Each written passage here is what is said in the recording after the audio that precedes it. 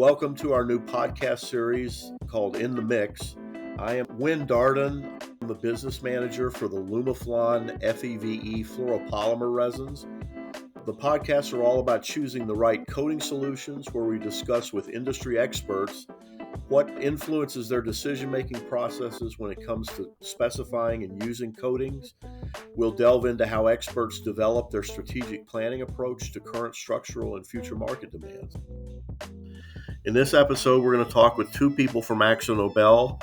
Bob Dirks is Global Segment Manager, Architectural, based in Amsterdam, while Gabriel Morales is Architectural and Specifications Manager for North America. We'll discuss color trends for powder coatings and how they influence product development and market development for AkzoNobel's powder group. Bob and Gabe, welcome to the podcast. Let me get you to talk a little bit more about who you are and what your work responsibilities are. So, Bob Dirks, I'm, as you said, globally responsible for the architectural powder coatings business at AkzoNobel. What does that mean? My team is working on defining the strategy. How do we want to approach the market? Where do we want to play? Which is the product portfolio that we need? Which are the collections we want to bring in? Which, of course, is very relevant when you speak of color. We're working a lot on sustainability. How can we make a relevant impact in the world and in the market? And of course, always interacting with customers to try and hear from them what they need and then fit our strategy to that. So great to be here. Thanks, Wynn, and looking forward to talk to you about color. Thank you. Gabe, how about you? Sure thing. So, as you mentioned, I'm in charge of a group that we do specifications in North America. In this cases, we create a continuing education regarding powder versus liquid. We create technology awareness, and we talk about quality in technology and track records. So the whole group has been together for perhaps 6 to 7 years, and I lead this group, and I'm happy to be here, and I look forward for interesting questions. Good. Well, thank you, guys. I appreciate it. So let's jump right in. Gabe, how do you define and how does the market define future color trends with all coatings? Well, that's a good one. That's always, the fun part of our job, which is color and design of color. Typically, color is defined by everything that happens around us in the world on a daily basis. And typically, that what happens in the world, external factors, macroeconomic trends, perhaps like a huge pandemic like the one we just came out of, can create changes in the way we see color, we prefer color, and we do color. So typically, the feeling of looking at color and understanding color and wanting a different hue of color is definitely influenced by our surroundings. In color trends, we particularly, we always think about, okay, house color. Look, my walls inside my house, my accent walls, because I can flip them, I can change them easy. I can go to my local store, buy a couple gallons of paint, and change my mood or my color mood. In architectural coatings per se, powder coatings, we typically don't have that ability because we're painting either OEM windows and doors or curtain wall and facades that are pretty much there to stay. And to change a color on something like that on aluminum or steel would be sort of hard. So pretty much, we have to be designing and creating color trends that we're going to be very happy with. Okay. Bob, how does AkzoNobel approach the color trends in the market? We have a team, we call them the Global Aesthetic Center, and they have been leading AkzoNobel's color trend analysis. And this goes across the entire company. So it goes from our decorative paints to our car refinishes, yacht coatings, architectural coatings, industrial coatings, so furniture, lighting, what have you. So they look all around the world with a group of independent international experts. So we invite paint expert, designers, architect, trend watchers, also fashion designers, and we take all of these items into account. And yeah, looking at the trend research, let's say, and that then builds a comprehensive understanding of the world around us, as Gabe was just describing, and then translate those trends and what's happening in the world into colors that consumers would like to buy. And again, whether that's for painting a wall or for something that's longer lasting, the trends overall evolve. Okay. I've always wondered about the color of the year. Does that process then result in picking the color of the year then? Yeah, yeah, exactly. So that analysis results in the annual color of the year. And then that we translate specifically for a specific industry. So I'm in the lead to translate that for the architectural color palette. Okay, very interesting. I think you can see that how that changes over time in the automotive industry.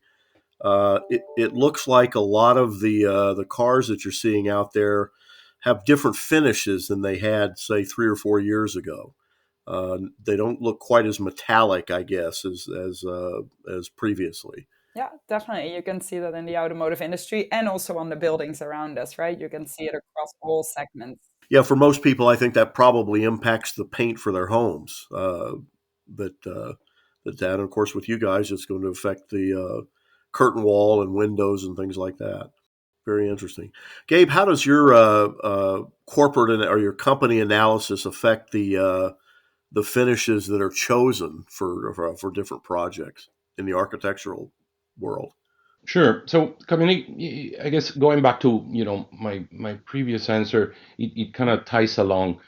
Um, Consumer paints are easily changed, as we kind of mentioned. And then when we're talking about a building or a window or a door, it's more static. So, we definitely do not move as fast as house paint, but we do get very involved in color research and color trends by a group of experts worldwide, specifically color trend researchers, architects, designers, that every year give us feedback on how the world is moving and what is the world asking for in many markets. And of course, we narrow it down to the typical architectural market that that we're leading here with this industry. When we create color, we do, for example, solid colors, opaque colors, but then we also work a lot with metallic effects and in funky looking uh, uh, materials that perhaps have metallic and then also texture. And then when the sun hits it during the day on a building,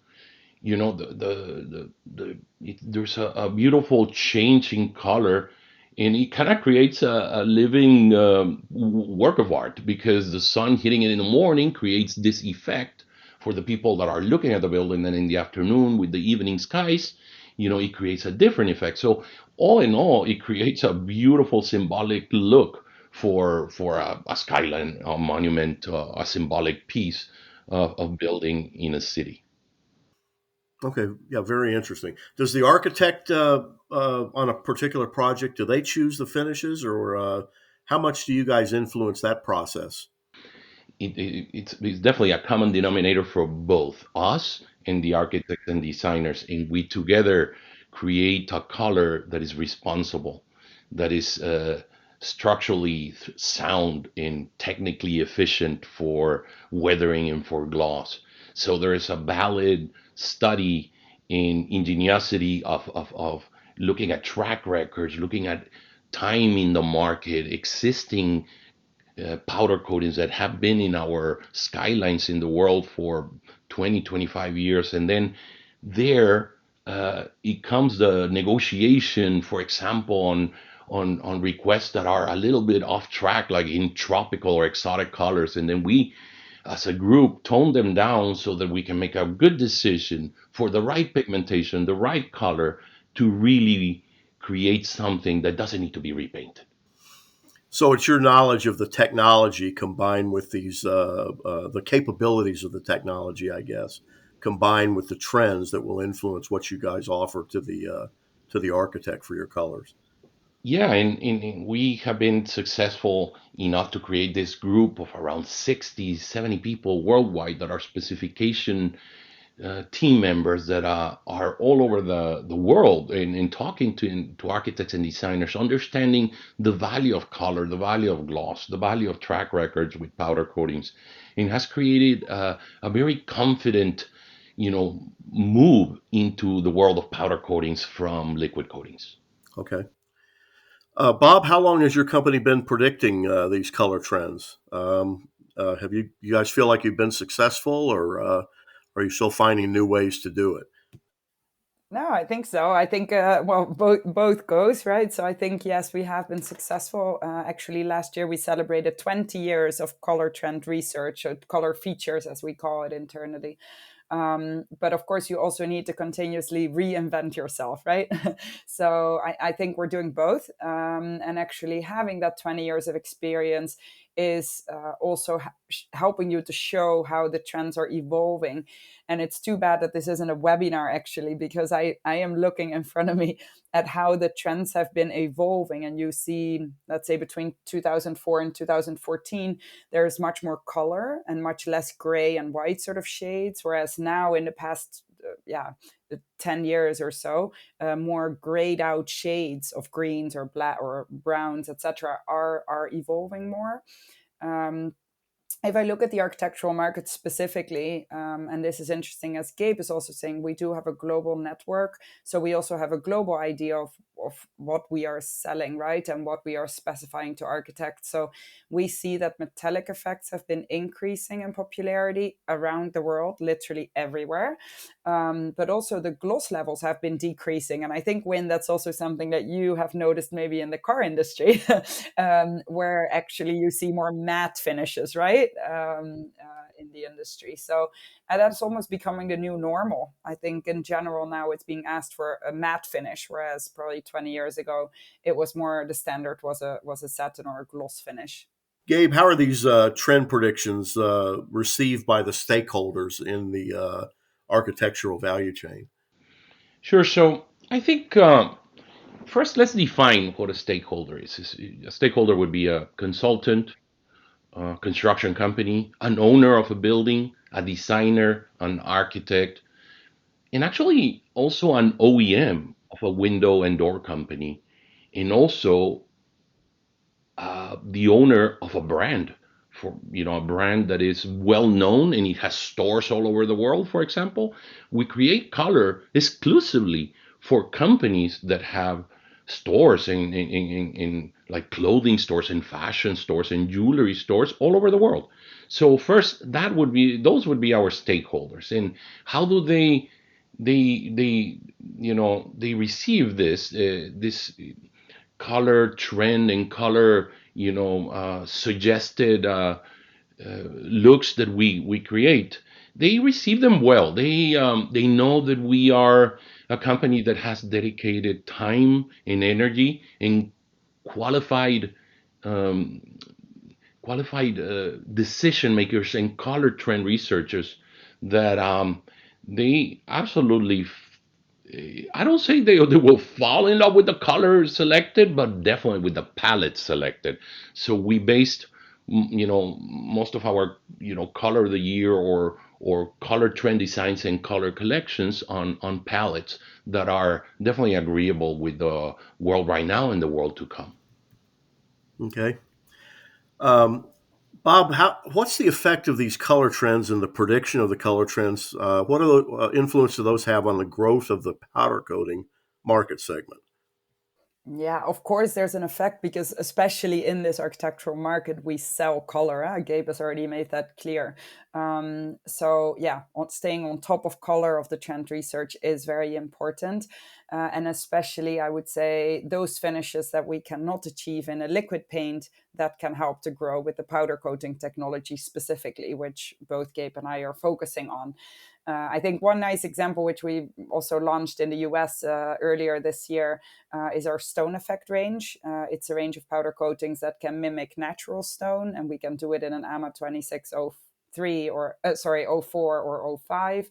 And they mimic natural stone, so concrete, limestone, sandstone, brick sort of finishes. So they also feel like stone. And that's something that helps us grow our business for sure. Wow, very interesting. And there's things you can do in powder coatings that you can't do in the liquid coating side. Yeah, so that Stone Effect is definitely an example of that, I would say, Okay. because it feels almost like sanding paper. Mm-hmm. It really has this rough texture, and also you have different speckles in it. So, actually, what a Stone Effect comprises of it, you have a base color, let's say a base white, and then there's also black, gray, or brown speckles in it, which mimic that stone effect, which in liquid paint, clearly you cannot achieve the same finish. Adding to that, when and Bob, of course, the one pass system, correct? In liquid coatings, you do a one base, and then you create the texture with a second layer. In powder coatings, you can do one shot systems and create this beautiful textures. In some of them, these textures are meant to, as Bob was saying, meant to look like real natural pieces. So it works out real well, and architects and designers are definitely very excited with what we've been able to do in middle end coatings, AMA 2604, Qualicoat 2, and also in Qualicoat 3 and AMA 2605 kind of coatings. With so hey, the sky's the limit. Designing is our forte, and that's what we like to do. Okay. Now I know that you guys with the powder coatings you compete with the liquid PVDF. How important is color? Your ability to develop color in that competition to help the architect to guide the architect to using powder coatings versus liquid coatings. Architects and designers always ask us, are you going to look like liquid? Are you going to be similar to liquid? Are you going to have the gloss of liquid?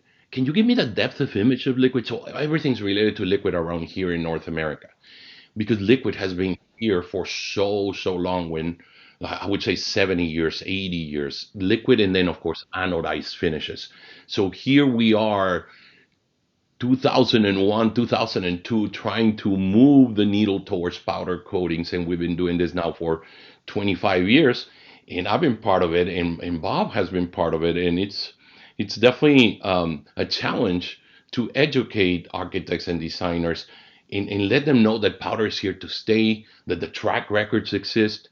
So all in all, at the very end, they find themselves in an interesting prerogative. Am I going to go powder, sustainable, green in what the world is doing? Or am I going to stick, to my typical line of attack, which is liquid PVDF or polyester coatings? Where do I want to go? So it creates battles, and it creates challenges, and it creates great discussions. So part of our job in our specification team is getting into these conversations, nailing all these top 500 firms in America, and talking to them in a very, very assertive way that creates a discussion that's worth, you know, a revolution in their curiosities. And then at the end, our accomplishment will be on the specification or prescription, create the specification that says, yes, you can use powder, yes, you can use liquid, please select, please choose, and give it to the market. Give it to the market to decide if they want to use powder or liquid, as both can create technology and quality out there. Gabe, what are the main colors that you guys use, and the color collection types that AkzoNobel has for the market? So we try to base our color and color collections through a very defined grouping called Futura. And Futura has been with us almost 20 years now, and every 4 years we update it, and we create this, color changes, adjustments, with the world and how the world behaves at the moment of launching. So we recently launched the 50 plus colors in our Futura collection for the next 4 years. Excited to let you know that the whole world has this Futura collection to their advantage, so we can have we can offer this set of colors all over the world at every continent, and from there we spin off also others like Stone Effect, like anodic lines. Anodic is an interesting line. It's a metallic effect that looks like anodized surface finishes, not precise coatings. They're really surface finishes, this anodized looks that have been in our market for a long time. And then they're not particularly sustainable. So a lot of people are moving from that anodized look that was very prevalent in the 50s and 60s and 70s to the same finish, the same look, but with powder coating. So that has been a success, and we just launched that collection. And the beauty also is that we can offer it in middle of the road qualities like AMA 2604, and of course with Phoebe or Phoebe based materials, Lumiflon quality resin encrusted in our recipe to create the best coating technology in the world. Okay. And anodizing is not a particularly environmentally friendly method of putting a finish onto a component, right? A metal component. Right. So anodize, it's efficient economically. Uh, it's just that, yeah, it uses a lot of water, a lot of energy, and today, in the way the world expects us to use energy, and moving into other subjects that we were going to talk in another podcast, I can definitely define anodize as not per se a sustainable way of creating color on buildings. Okay. And that's one reason people are moving to powder from liquid to powder is because of the environmental friendliness of powder coatings. That is one of the reasons. Yes, there's a group of reasons, but that is one of the biggest key aspects that specifically the top architectural firms are looking at and putting themselves on goals for sustainability in their buildings to achieve LEED levels that were unheard for before. Okay. And just a last question. We've talked about color. Well, of course, color in paints and coatings comes from pigments. How important is pigment choice in your super durable and your Futura collection? It's very important because pigments, of course, in our products and in our finishes for architectural space, when they're applied by an approved applicator, we also give warranties. So we want to make sure that the finishes last, and that goes twofold, right? You want to make sure that the film actually is solid, it sticks to the substrate, it sticks to the window or the facade, it doesn't peel off. At the same time, you want to make sure that the color and the gloss retention are high, right? You don't want a red building to look pink 2 years after you put it in place, or a black building to turn gray. So we are, for each of our quality ranges, we are making sure that we are working with the appropriate pigments to make sure that those finishes last as long as we promise that they will last. Yeah. Okay, good. Bob and Gabe, thank you very much for joining us for this discussion of color in the powder coating market. We would like to thank everybody that is listening to us. Bob and I are excited to talk about this, and we believe colors and trends of color are going to be part of our modus vivendi even more in the years to come. Expect a lot of collections coming out of this company, AkzoNobel, because this is how we believe color and custom colors should be. We should have an array of color collections for everybody to choose, and try to, before they start thinking on color, they can look at color and just select from there. So that's kind of like what I believe it's where we're moving in. And we appreciate you being there, and wish you a lot of success in the sales of the product line. Thank you, Win. Wish you well. Thank you for listening to our podcast, In the Mix. If you enjoyed this episode and you'd like to hear more, be sure to subscribe. To catch all the latest from Lumiflon, you can visit our website at lumiflonusa.com or follow us on Instagram, Twitter and LinkedIn at Lumiflon USA. Thanks again, see you next time.